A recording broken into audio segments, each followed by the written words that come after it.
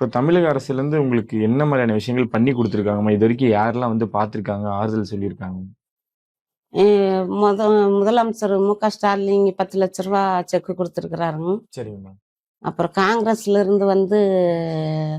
2,50,000 குடுத்துருக்குறாங்க. சரிங்க. அப்புறம் இவரு கமலஹாசன் அவங்கலாம் வந்து ரூ. 1,00,000 குடுத்துருக்குறாங்க. சரிங்க. அவங்கெல்லாம் வந்து ஆறுதல் சொல்லி சொல்லி குடுத்துட்டு போயிருக்கிறாங்க. ம். அப்புறம் விஜய் இதிலிருந்து வந்து விஜய் எனக்கு காணொலி மூலியமா பேசினாருங்க. விஜய் பேசினாருங்களா? பேசினாருங்க. காணொலி மூலியமா நான் வீட்ல வந்து உங்கள பார்க்கணும்னு எனக்கு ஆசைம்மா. ம். உங்க பையன் மோகன் நான் தான் மோகன். என்ன நீங்க தான் எனக்கு அம்மா. மோகன் இங்க இருக்கிற மாரியே இருக்கணும்னு எனக்கு ஆசை.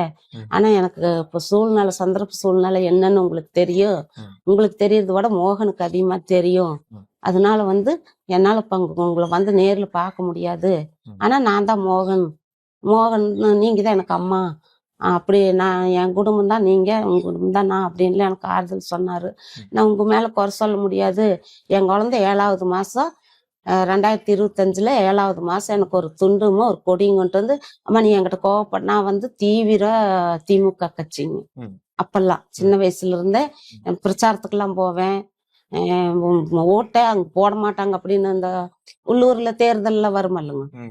அதுக்கெல்லாம் ஓட்டே போட மாட்டாங்க அவங்களுக்கு அப்படின்னு சொல்றவங்களுக்கெல்லாம் கூட நான் ஓட்டு வாங்கி ஜெயிக்க வச்சிருக்கிறேன். ம். பெண்கள்னா இப்படித்தான் இருக்கணும், அப்படித்தான் இருக்கணும்னு பேசி பெண்களுக்கெல்லாம் ஓட்டு வாங்கி கொடுத்துருக்கிறேன்.